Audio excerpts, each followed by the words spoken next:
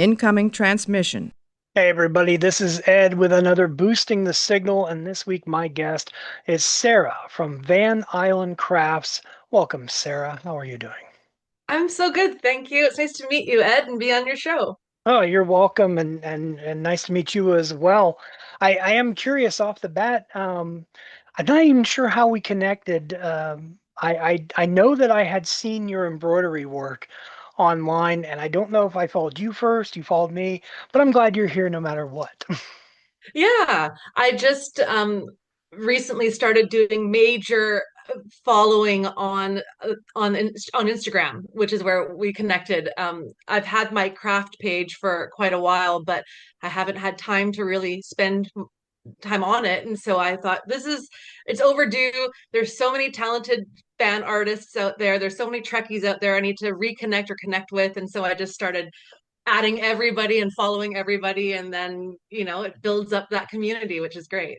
Well, this is a great way to do it too. And I love meeting people like you and having the opportunity to speak with you and to have these conversations so I can say, hey, have you checked out Sarah? No. Well, here, check out her stuff and then go listen to her story, and then, it's fun for me and free for them. So, Exactly. yeah, I when I first saw your I'm hoping I'm using the terminology correctly, your embroidery. Like that was the first thing that caught my attention. It was Trek characters. And I showed my wife, I handed the phone to my wife and I said, "Is this needlepoint?" And she looked at me with the look of just like, you know, are you stupid? And I was like, well, I don't know. I don't know what to say. So and then Yeah. I got a nice 10-minute conversation of what embroidery was. But and it was Yeah. it was good. You have wonderful work, and I've Thank gone you. through, and I recommend anybody else to go through your page. You have more than just Star Trek stuff and embroidery on there. What's some of your other passions? Yeah, I do, like I said, embroidery, cross stitch as well. And I like to build miniatures and jewelry and anything just kind of crafty. It was something that I got into because my husband is a guy with a hobby and spends time on it. And sometimes it's good to have your own hobbies too. And then when COVID hit and things were locked down, I thought this is when I can really dive into some of these things I've always wanted to do. So, yeah, the embroidery, I like to do anything kind of pop culture or TV shows that I love. So I've done embroidery of like characters from The Office and different infamous scenes from some of my favorite episodes, Seinfeld, Parks and Recreation, Tarantino films. Or if I'm like, it kind of shows like, what am I into right now? Oh, I'm into comedy shows right now. Or, oh, someone just binge watched The Pitt or Sons of Anarchy or Game of Thrones or Walking Dead, and then you'll start to see like a few more of those characters and that stuff pop up. I'm also big into Harry Potter, and I do a lot of miniatures.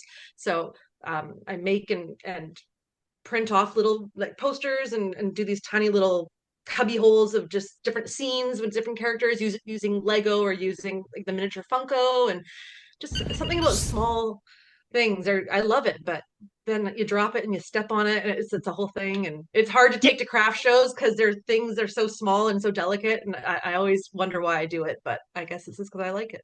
I've seen a few of your dioramas. I like those, and I think that would be the best way to put it.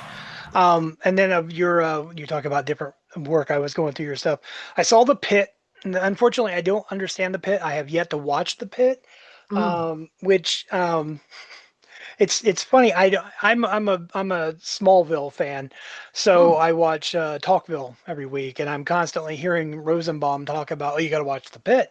It's almost a weekly thing, and it's like maybe I should watch the pit, and then everybody's watching the pit, but I've never seen Game of Thrones, so I'm always behind on everything. But I did see your George Costanza that you had done Oh, where he was in the pose, and I laughed, and I sent that to a few of my friends. I was like, you gotta see this, But it's so funny. I sold that one. I have to remake it. I have to. Some of them I want to keep for myself because they crack me up. well, no, I get that. If I may show you something, you talked about Funko. There was a few years ago, Funko was doing like art series pops where they would do something and it was they called them art series, and it was like they would take a Batman and they would put like Batman logos all over it, not really art. It's just a machine putting something on there. So I had come up with the ingenious idea. I said they had put out a Vincent van Gogh. And I said, well, why don't we take Van Gogh and paint Starry Night onto Van Gogh? That is so fun. I love that. So this is one of my favorite. I did seven of these. Oh, Very cool. proudly did I do seven of them, only because people started asking to buy them. And I'm like, I didn't know what to sell them at. And that's when I started to learn. And I don't know if you've come across this or not. You have to sell your items for what you are worth. And have you found that to be a problem at this, at least in the beginning? Like you say, you've sold your George Costanza. Did you find it difficult to find a price point to set not only at your time, your worth, and the item that you're selling? Oh, 100%. I do not sell them for what they're worth. Like for my time and my I just it's just not realistic for maybe where I'm selling them at. Also, I don't do the shows that often. I kind of just do it for fun. So I look at it as the making of them is something that I enjoy and it's not time that I should have been paid by the hour. It's a labor of love. I never really got into it to make money. It just became a point where I'm like, I have so many of these. Do I need to have 40 miniature? Like, I'm running out of room. I just got to start selling stuff. And when I do toy shows or I do craft shows, if you make money, it's awesome. But I just really like connecting with the people and chatting Yeah. with them about whatever they're into. And so I don't really put a price point on it, but I definitely think it should be. I mean, it's so different than shopping for someone who makes their own soaps or Yeah. grows their own organic food or I mean, it's especially if they're trying to make a living from it. You need to put a price to that, but it's tough. Oh no, I get it Yeah. 100%. I had difficulty with it, and eventually I started just doing giveaways. And it Yeah. was like, hey, how much do you really want it? If you really want it, then reshare this. It's like, Yeah. that was nice, and people were polite and kind. I always like that. Have you had people see your work and reach out for possible customs and or like not custom, like commission work? Yeah, I've done a couple. I did a Spider-Man one years ago for somebody that I it was like a split face half and half of Spider-Man, and then it was Andrew Garfield playing Oh, Spider-Man. okay. So that was a neat piece. And then I did someone's pet puppy cross stitch for them. But other than that, I haven't really made myself available because it takes a long time and I'm very flaky about when I finish a project. I'm a classic Gemini. I'm good at starting them, but there's a lot of unfinished projects kicking around, or my attention will go to a different one. And so the embroidery that TNG poker one, that's an easy one to do because embroidery I don't need the pattern. I can just work on it while I'm watching TV. But like the cross stitch I'm working on, I'm doing a huge Deep Space Nine. Um, it's going to be so slow to do. It's going to take forever to do. I mean, I'll Oh. just take breaks from it, and so it's yeah. That's the problem with cross stitch is it's a lot slower of a process, but the detail is always so much better when you're done. I'm a big DS9 fan. It's my favorite Star Trek show, so I look forward to seeing the progress of that and how it goes. Second of all, I do want to touch on the Gemini thing. I'm a Gemini as well, June 3rd. Nice, June. Oh, So happy belated birthday must appreciate it. Happy belated and or future birthday. But tomorrow. well, the happy birthday tomorrow, and by the time this airs, belated. Belated. But you did one cross, as I was going through looking at everything you've done, you did one that really caught my attention, and I had a question about it, and that was Hmm. the purse. You said it was very difficult to do. You had done a purse of the Enterprise. And how, explain the difficulty, because I'll be honest with you, when it comes to embroidery, I know nil. That one is a cross stitch, so that's different from embroidery because Oh, you're doing okay. little X's. And so the purse, I just happened to find this purse at a store, and it's kind of like a fake leather material, and it's got that grid, like the cloth you would use for, like if you can see, like the cloth has like the little Okay. openings. So it's got like a larger version of that on the purse. So I thought I could cross stitch this. I just need to find a pattern that would fit within the parameters of the purse. Um, so that was where the idea came from, and I started working on it, and it was difficult because one, you're maneuvering trying to get your hand inside of the purse and line up what you're working on, and then the scale of it is so much larger that you need thicker thread, or you need to knot the thread so it won't fall through the holes of it. So it was Oh, just one of those like really awkward. And then it's a black purse, and which is dark, and so you have to try to get the lighting on it because it starts to strain my eyes. And so it was just kind of an awkward project, but it turned out pretty good. I just need to do something on the inside to seal it so that the thread doesn't come loose. So if I wanted to use the purse, I don't have things rubbing up against the inside where you'd have the knots made to kind of close out a portion of it. So I'll probably do like a fabric inside and use I fabric was gonna glue or say, as something. a novice, I wondered what you would do in a situation like that. That's I'm Me glad too. you answered. I'm glad you answered before I asked. Yeah, I thought it was quite impressive. And to me, what really caught my attention is the fact, and I know this is a weird thing, but at least in the picture, it was the left side of the ship. It was, as if it was going to the left instead of the right. And typically, any image you see of the Enterprise 1701, it's always the coming from the right because of the filming model. So Mm-hmm. for me, when I see an opposite side, I think, okay, that's someone that's curious. I don't know if it was intentional. I don't know if it's because you're left-handed, if whatever. But it was an interesting choice that made my brain work in a different way. So I appreciated Fun. that. Um, I had seen that you watched The Pit and The Office, and you've even mentioned it and stuff. I am curious though if you have any other TV shows that you watch outside of those that are like, well, actually, I guess I could get right to it. You had made mention in your bio that you were a true crime junkie, I think is the word you used. So explain that. Yeah. I back in the day when I was young and I went to college, I studied criminal justice, and was it was a field I kind of wanted to get into, but never ended up doing so. I do work in government, and I've worked in the justice sector, but I've always been fascinated by the psychology behind why people do what they do. I love a good scary horror, not horror movie, but like a scary movie, like a Silence of the Lambs, like a serial killer kind of movie. Oh, I okay. For school, I had to do so much research and work on them, and I read a lot of true crime books. And then the world of podcasts became a thing, and then you start listening to different shows. My favorite, Murder and Crime Junkies, and I just found it really interesting. And so my best friend's into it too, so we're always just kind of talking about it. And she watches a lot more like the Forensic Files TV shows and documentaries, but I don't watch them as much as I do listen. And then we have a podcast that's combining Star Trek and true crime a little bit, so we get to touch on two of our favorite topics. Well, tell us more about the podcast. Yeah, it's called Space Crime Continuum, and it's on the Trek Geeks podcast network.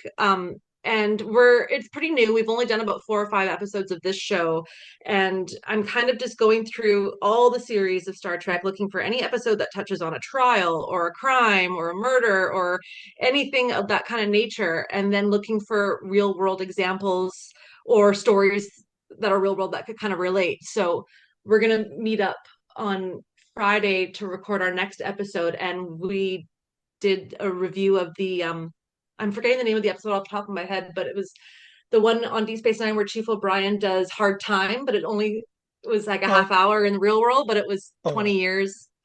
okay. So that wasn't Tribunal. It wasn't called Solitary, was it? Hard Time. Eh, Hard Time. I think, yeah, I think it was yeah, I think yeah, it was Hard Hard Time. Time.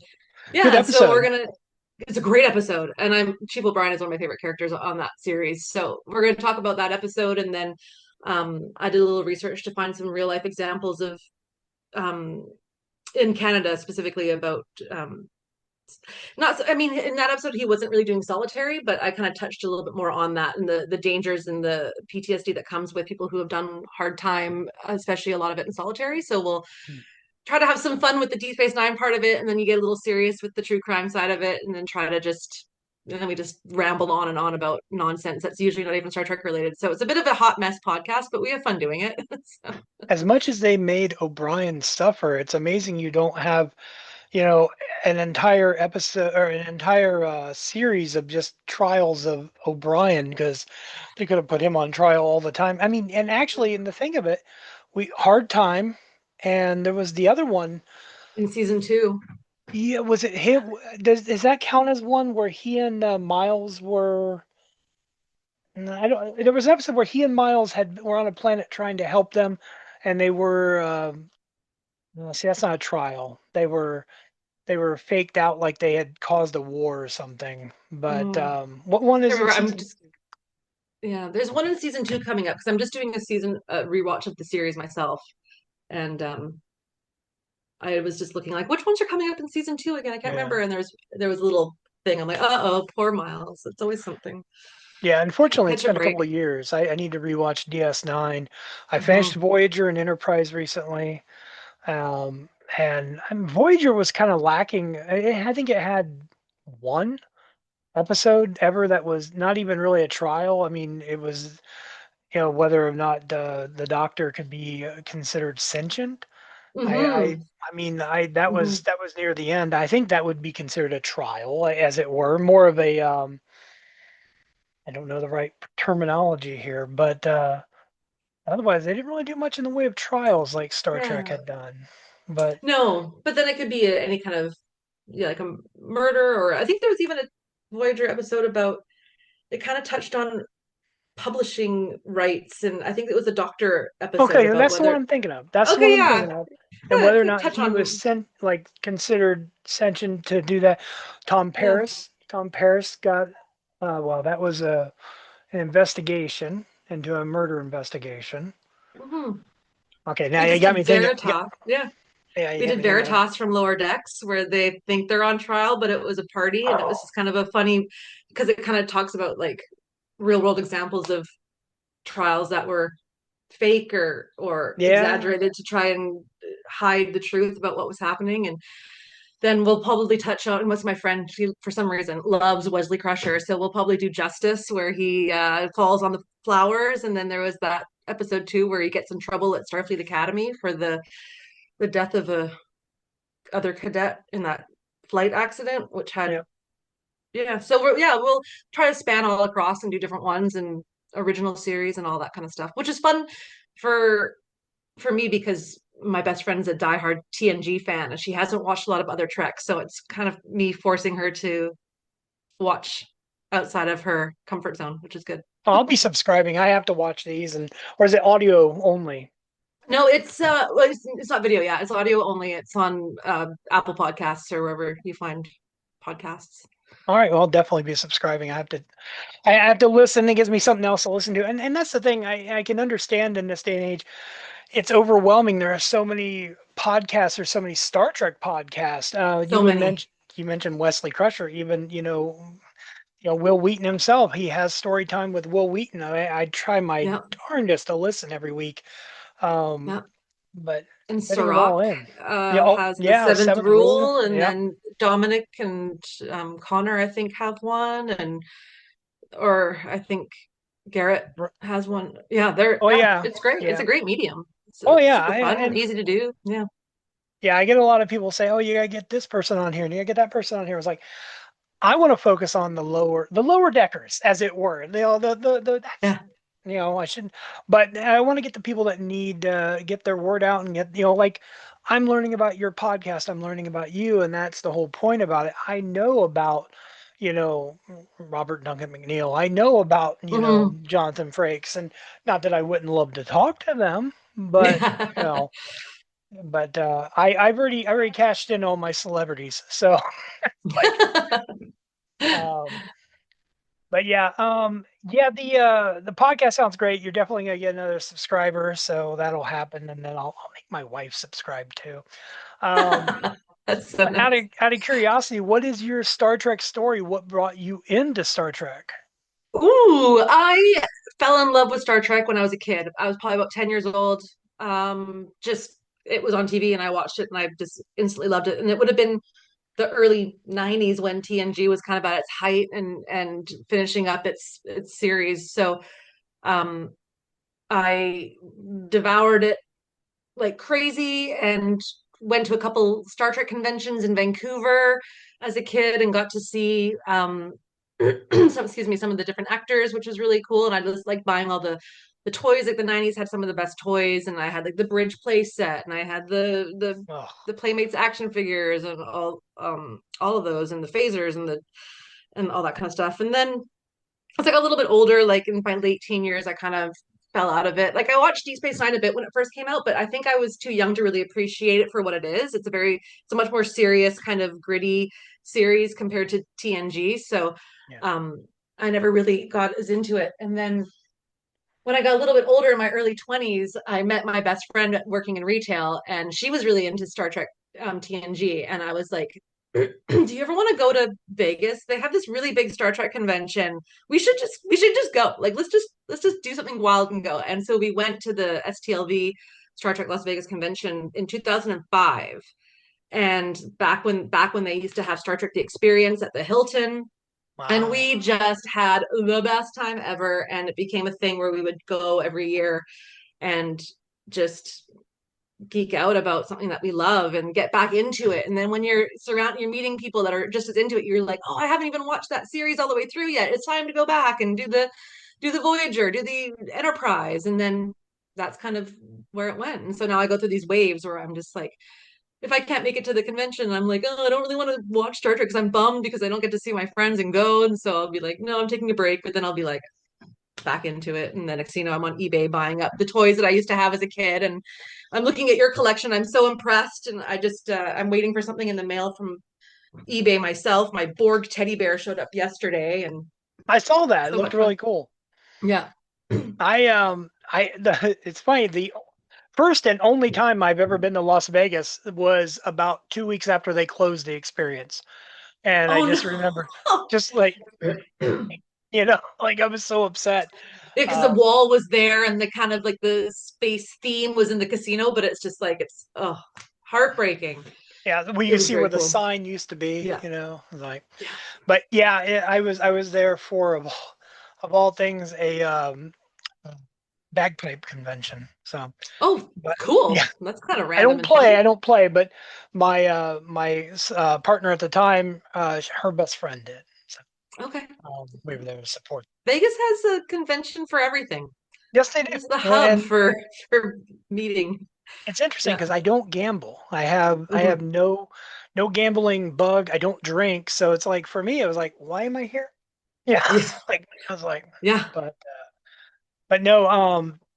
So yeah, you mentioned the Star Trek toys and stuff. I was gonna ask, what do you collect? But you may have touched on it slightly, buying up the older toys. I'm doing the same Hmm. thing. A lot Hmm. of the older Playmates toys I've been buying up off of eBay as I can, Yeah. trying to fill them up. I don't. I was inspired by another podcast, or I guess you call it podcast, a show on YouTube that was buying them up, and I thought, you know what, I should do that too. It's so funny, isn't it? I still have a few things from my youth that I've kept, just like the Star Trek official magazine and the Canadian Fan Club magazine, and I still have some of the autographs that I've collected. But because I do these toy shows, I would sell items, and I kind of got known as the Star Trek girl, and people would come rushing to my table looking to see what I had, and I don't really have much of my own collection, so I've been Oh. kind of reminiscing and feeling like I should just buy some stuff back, and so I've got a few packages coming of the Hmm. action figures, some in the packaging, some out of the packaging, some I'll keep for myself just to set up in my craft room, and some that I'll resell to the young generation that's getting into it. And I bought these old flattened boxes. I don't know if you saw it on my Instagram. They're cookie boxes, and I'm turning them into gift bags. And they I made did Star see Trek that. cookies. I saw that Yeah, you were doing that, and I thought that was inspired. I remember the cookies. But they it's were like not I good. never had. Whereas I had the forethought to not open action figures, like I still have a. I wish I could express like tub after tub after tub of Yeah. action figures that I've never opened because I was crazy apparently. But I didn't keep things like that. My father, on the other hand, probably did. My father Mhm. was a pack rat, for lack of better terms. And he would keep things like I when he passed, we would find Coke and soda cans that Mm. he had drained and rinsed out and then kept the can. And I was like, because one day it might be worth something. But um so but I get that. Now I have to ask, are you in package or out of package when it comes to figures?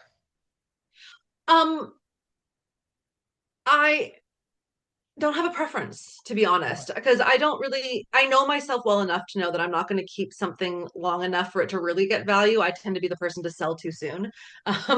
So some of the purchases I've made on eBay have been both. I got a couple of lots of sealed in a mixture of TNG, DS9, and Voyager action figures, and then I got a big collection of opened with all the accessories so I can kind of put them right. together. And um yeah, I mean, I like opening. It's like Lego. Someone If someone bought me Lego, I'm gonna open it. I'm gonna play with it. It's Yeah. even at my age, it's toys are still toys, and I like to play with them.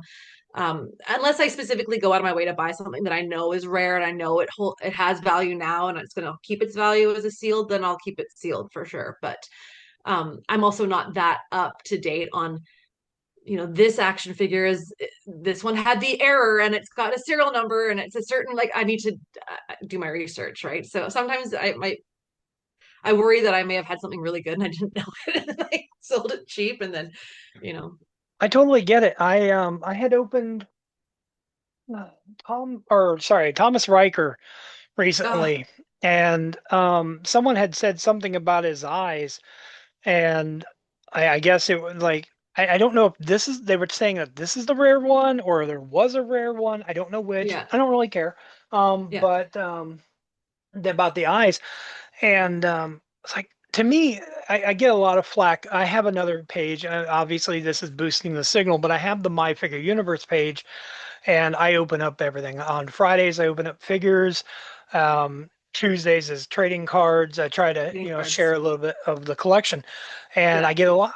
I get a lot of crap for the opening of figures, and I think they mean it in kindness and with love, but I think yeah. it's a lot of it. Why are you opening it? It's like I'm 49. I've held on to a lot of these for 35 years and Hmm. not been opened. And in my childhood, I didn't play with them. Well, Yeah, why not have some fun now? And I'm an individual told me once we're only looking after these items until someone else, takes them over, for lack of better terms. And I like that, so I might as well enjoy them, open them up, check them out, and they smell yeah. like the 90s.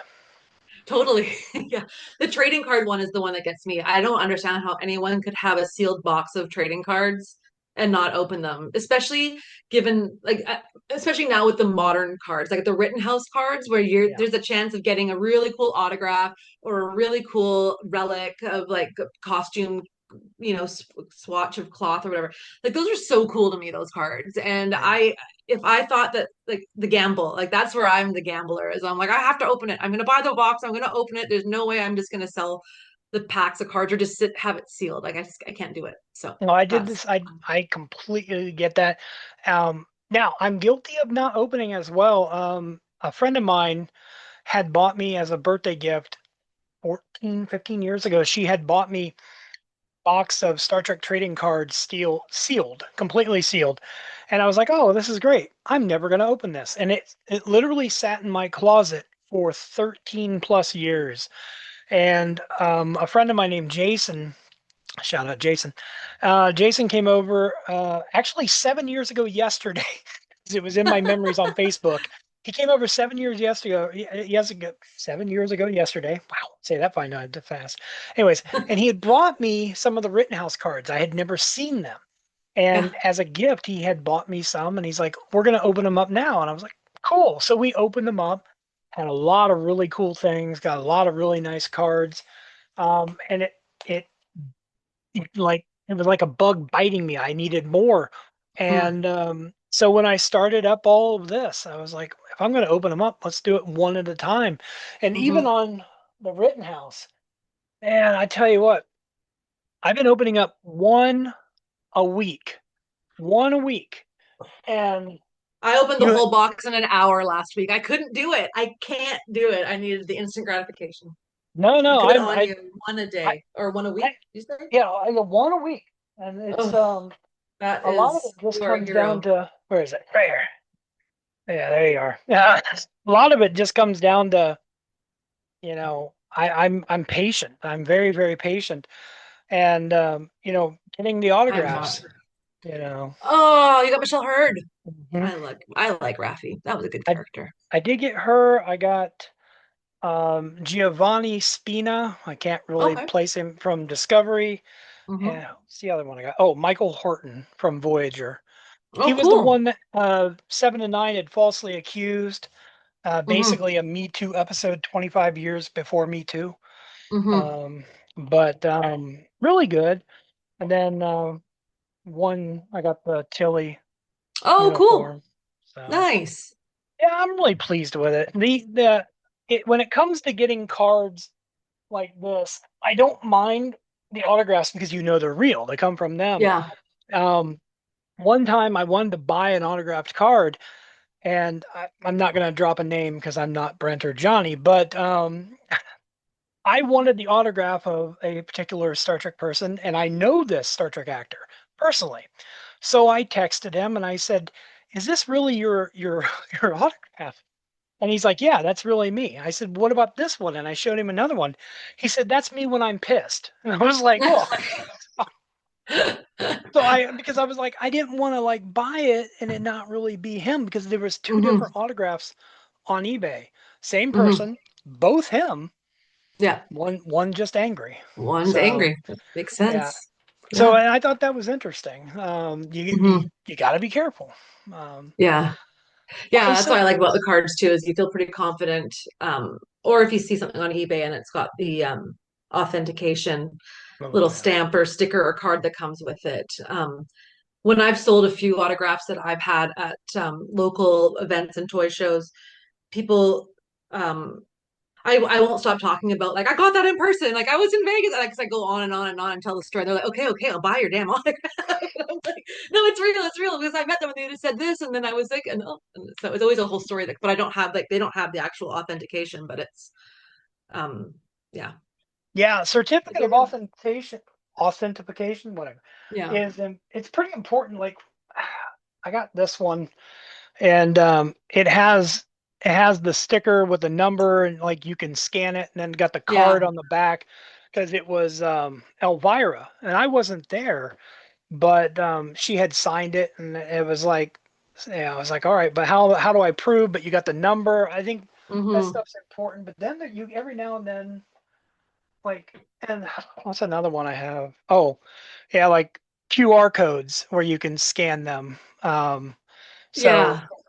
it's I can always appreciate that. The only other time I've ever gotten one, and there's nothing, it was Joel McHale had Oh signed yeah. a he had signed a Funko Pop. He was at the Funko shop, and he was like, "I'm gonna sign." He signed 12 of these, and this is number Oh two cool. of 12. I swear to you, for all that is good in heaven, that I have never seen anybody get this. Like no one else has posted. I've never seen it pop up on eBay.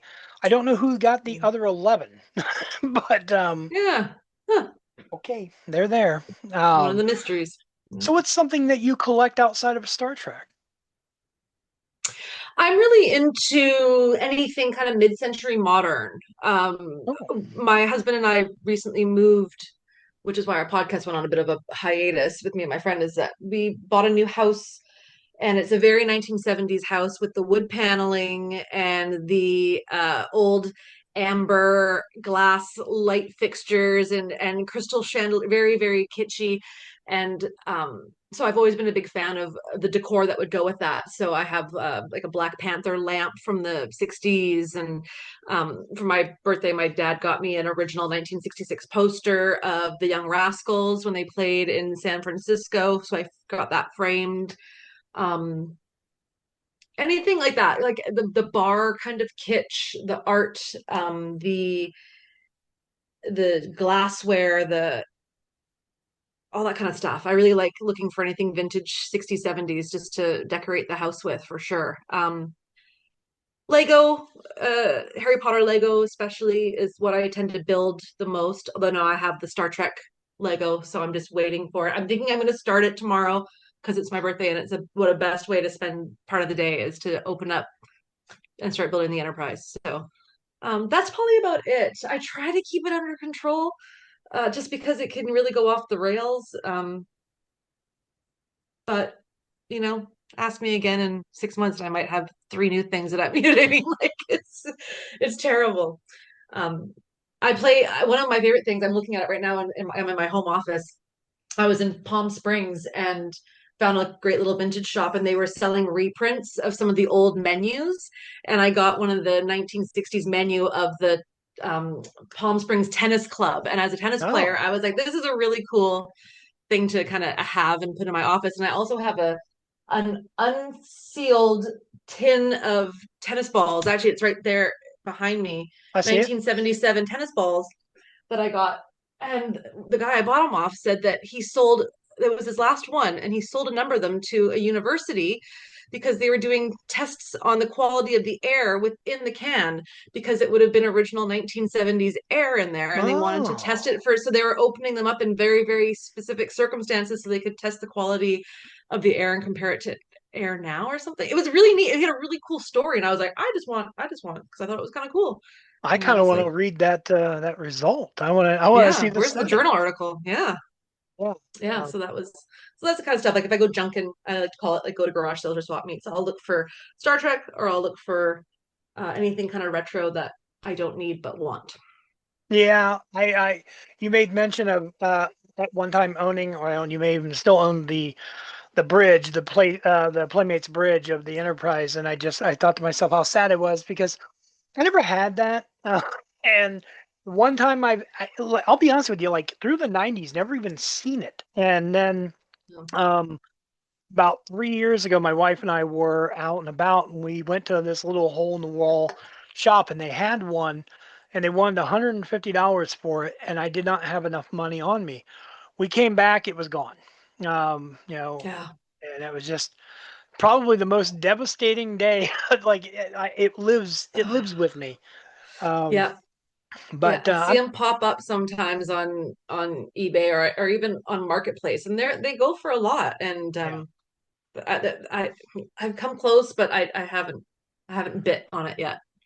Well, like my wife says, where would you put it? And I said, well, I'd find a That's it. place. I'd Yeah. find a place. And um, she once told me, she goes, like if you're gonna want these new nacelle figures, you're gonna have to sell something. Okay, no problem. So I Yeah. sold 400 Funko Pops and got rid of them. It was like they're out the door. Yep. Um, and I know like Nacelle's gonna do the bridge, the classic bridge. And she's like, well, where are you gonna put it? I will find a place. Yep. It's like When I'm there's a gonna will, find there's a way. exactly, That's and my call me husband with Will. cars because my husband's a car guy, and so he knows like, okay, as much as I want to buy this one because it's a good deal or it's a off the salvage auction and I can shape it up and fix it up. He's like, Are we so talking classic? Are we talking? all over. He's built some really nice vehicles for SEMA in Las Vegas. It's a big Okay. car thing that happens every year. He loves a classic 60s Chevy truck or the square bodies. He's got an old 59 Biscayne. He has his grandmother's Buick Regal that he Oh, custom painted himself and is lowered on the hydraulics and air ride or whatever. And then the crowning jewel of the collection is we do have a DeLorean oh, oh, I love that it. we found on Marketplace on the island, just up the island. I have a little DeLorean up here. It's the Nice. closest I'm gonna get. Yeah. Um, Now my family are car people. Okay. My Perfect. father was a car collector. My Yeah. mom, car enthusiast. I'm named after a car and a car company. There you Um, go. my real name is Edsel Ford. Oh, So I love it. yeah, yeah. I keep telling people it's like maybe I should go into the local dealership and tell them I'm Edsel Ford and give me a free vehicle. It's like See what happens. I'm your boss. But Yeah, I'm the captain now. exactly. So I have a new I got a couple new segments I want to add into the podcast. A couple of things Yeah. I want to ask people. Um, One of them is pretty much what is your take? It can be Star Trek related. What's Mhm. something, that maybe, grinds your gears, as it were, and like a hot take that you have, or whatever, like something that you say you think people would be like, what? I'm just curious. Um, well, I tried to watch Enterprise. I only watched season one, and I'll never watch season two or three, I think. I might die Ah, on that hill. I don't know. I had a really tough time uh, getting just falling for the characters. Like, there's something about the ensemble of the other shows that I just everyone fits together so well, and I never really felt like there was that chemistry on that show. And I struggled through season one, and I never watched season two or three. So that's one that gets.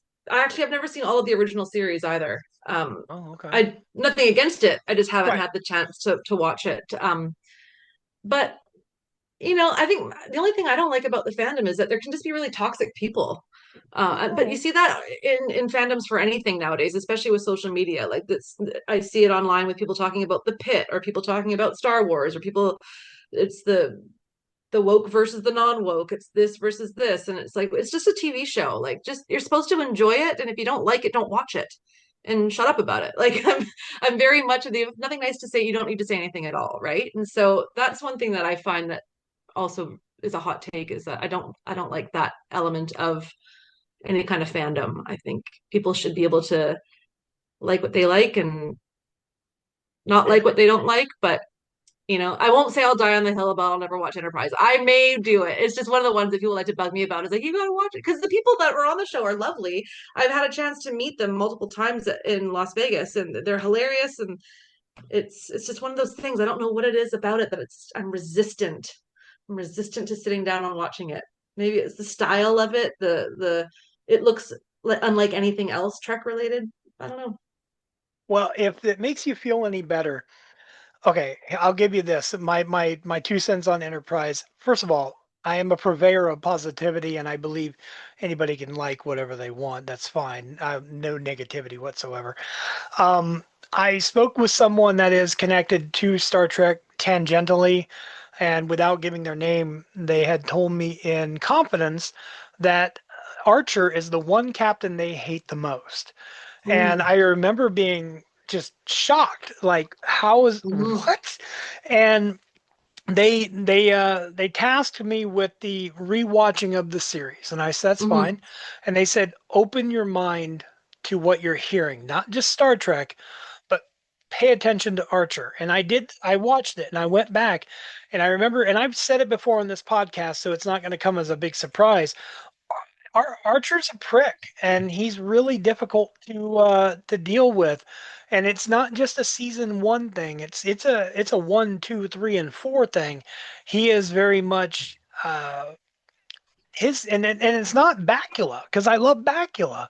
Yeah. Um, you know, I've never seen NCIS, but I hear it's great. I'm a Quantum Leap guy, Mhm. but his Archer character was very much 1950s, 60s. Look, I'm right, you're wrong. We're going to do it my way. I don't need to listen to you.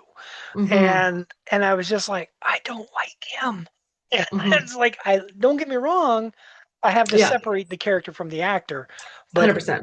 I understood where they were coming from. That Mhm. and I never saw it that way. So I like that. I like that you haven't finished Enterprise. If you do, great. You don't, skip the last Yeah. episode. Just I think don't I've watch. sorry, yeah, I was gonna say I think I set myself up for failure on that too, because on the Trek Geeks podcast network there's a show called Discovering Trek, where people would be discovering series for the first time, or it would be following along when some of the new shows came out. And me and one of the guys on the network, Casey, decided to do Discovering Trek Enterprise, because it was me discovering Enterprise for the first time, and that was how I watched season one all the way through. And we made the mistake that for each episode of the podcast, when we did a breakdown about the episode synopsis, we would do it in a rhyming. And Ooh, it just became this painful chore of rhyming what happened in an episode that I think by the end of it, we were both like, I will never rhyme ever again in my life. And it just became this thing where I'm like, I don't even know if I can watch season two because I'll just be thinking of rhymes in my head. So maybe enough time has passed now since we recorded that I can go down and watch it without getting fear of having to do my homework and do this Uh, big that's lyrical. that's Yeah. fascinating. I like that. So and the other question is, I was wondering, is there something that you recommend? Even if it's not Trek related, is there something that you could say, okay, your people are watching this and you want to recommend, people do or watch, check out, buy, anything? Um, I when I'm working at toy shows or things that people who are into Star Trek come up and chat with me, it's a lot of the time it's people that are my age. They're in their 40s. They grew up with the TNG. They're diehard DS9 fans or TNG fans or whatever. And I ask them, "Did you watch Picard?" And they'll be like, "I tried to watch season one and I didn't wasn't for me or whatever." And I'll be like, "Okay, ignore that. Watch season three. I think season three of Picard is one of the best seasons of Star Trek ever, and that's one that I'll stand by 100%. I think Terry Matalas did an amazing job. It was the nostalgia that I was craving as a TNG diehard.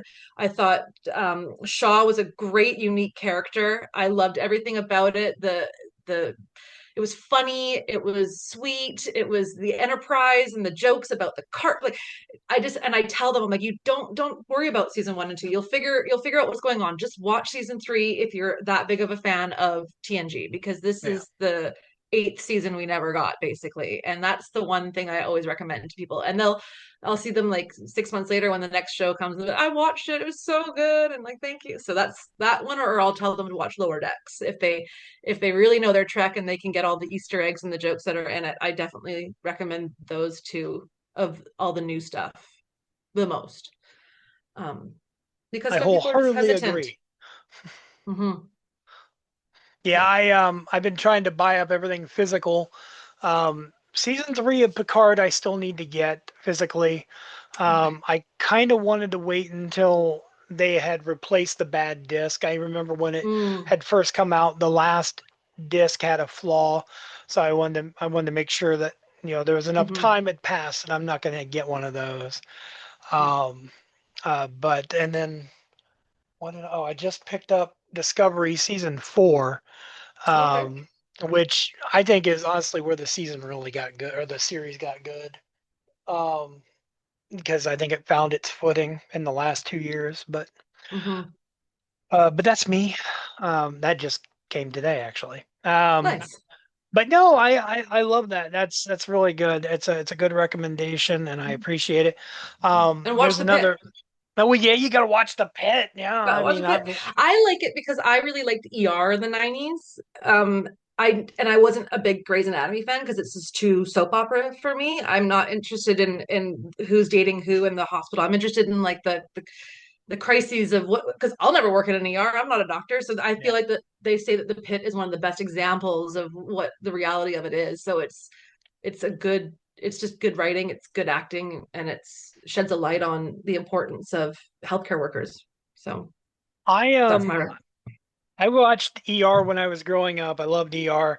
In fact, do you remember the one gentleman? He was bald, lost his arm when the helicopter cut his arm yes, off. Paul McRae, Okay, yes, Paul McCartney. Rocket He Romano. popped. We were watching Margot's Got Money Trouble on Apple TV, and he popped up in the last episode, and he is just as much of a curmudgeon in this show as he was on there, and I loved it so much. And she's like, "Who?" And I'm like, "Oh, we really should rewatch ER." But I Yes, just he got was her my into favorite. I just got her Yeah. into Supernatural. I don't think I'm going to talk her into ER anytime soon. Okay. But yeah, I have heard that. I've heard the Pit is a really good, example. Mhm. I watched Grey's Anatomy for the first 11 seasons. My son watched it. He loved it. So, being a supportive parent, I was like, all right, I'll watch with you. He was in the medical field, so that was something that he wanted to do.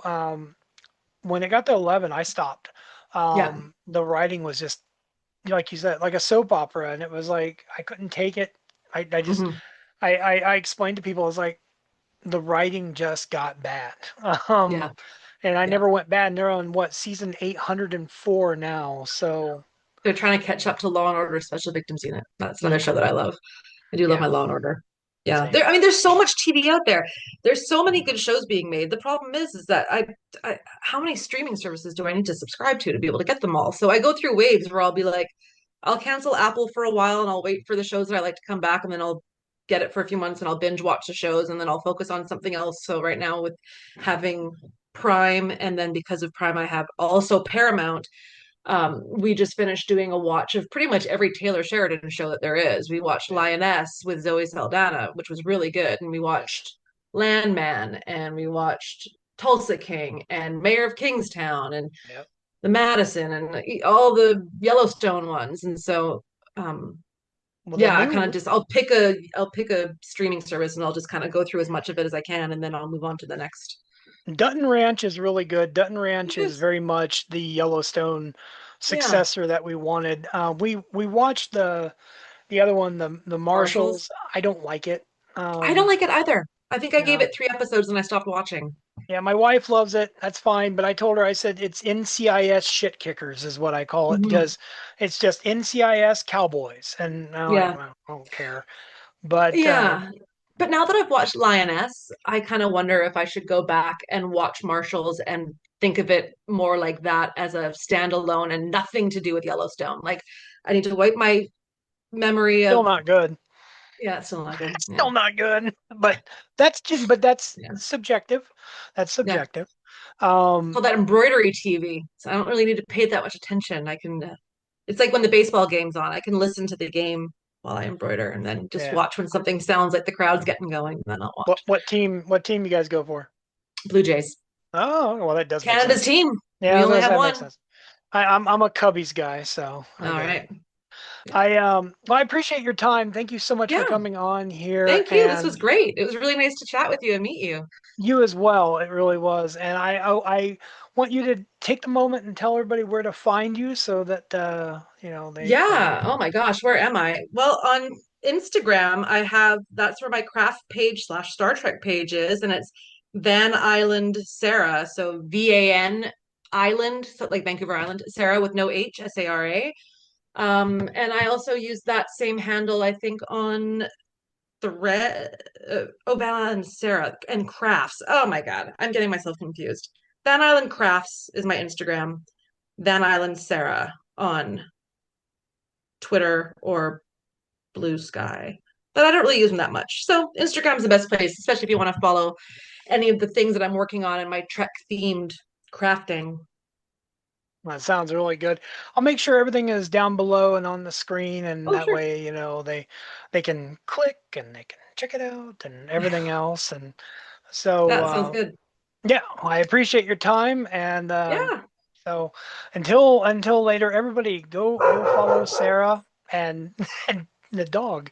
So, Yeah. but all right, well, thank you, and stick with me a couple minutes. You bet.